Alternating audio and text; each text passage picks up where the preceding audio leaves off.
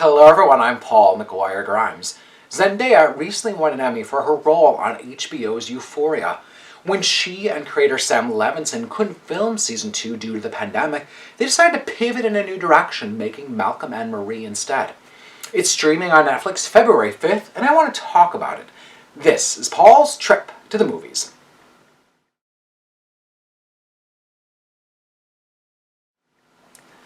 Malcolm and Marie is a two-person film, with John David Washington starring as the other title character, Malcolm.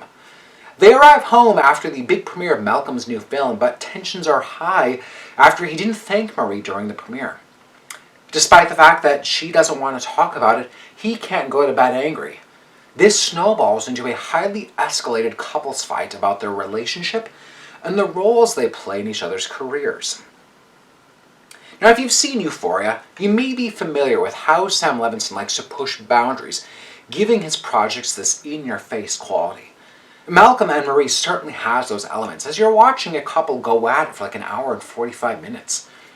It reminded me of Marriage Story, another film that featured an egotistical director and the intensity that he feels in his relationships and career. Levinson doesn't hold back with how these two characters talk to each other. Malcolm and Marie clearly have a complicated relationship, and we learn the role that addiction and the ups and downs of being an artist has had on their past. Accusations get flung and tempers flare to the point where deal breakers have been broken. And yet it's this fencing match between these two, and the audience will then have to pick sides. It feels pretty apparent on who we're supposed to side with, but I don't want to sway you one side or another. Levinson has written a really great acting piece for both Zendaya and John David Washington. Both characters have a roller coaster of a night, offering them each a chance to play against what we've seen from them lately. Washington makes Malcolm a really fragile guy whose ego seems to exceed his talent. He's a hothead who thinks that if he talks louder and faster, he can then win an argument over Marie. There's a really great scene where Malcolm goes off on a long tirade over a positive review. It's certainly a stretch for Washington over the mainly silent protagonist that he played in Tenet.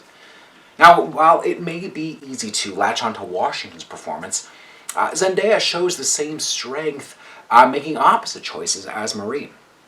She knows just the right levels to play to rightfully put Malcolm in his place. Zendaya's power comes from the impact that she has in her quiet, non-verbal facial expressions.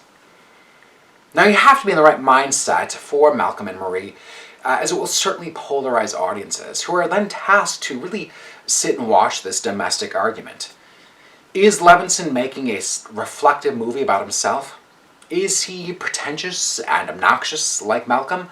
Or is he just commenting on the hotshot, up-and-coming auteurs and critics in Hollywood? Malcolm thinks that he's deep, and frankly, he's this surface-level guy who thinks that shouting and spouting names makes him smart.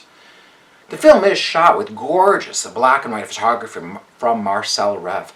It's lovely to look at, with some of the best moments coming from the two of them are apart, just wrestling with their own inner thoughts. I'm giving Malcolm and Marie 3.5 out of 5 ticket stubs.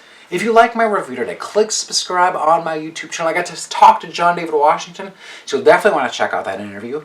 Don't forget to follow me on Instagram and Twitter at Paul's Movie Trip, and then go to my website, paulstriptothemovies.com, for even more reviews. Thank you so much for watching my review of Malcolm and Marie.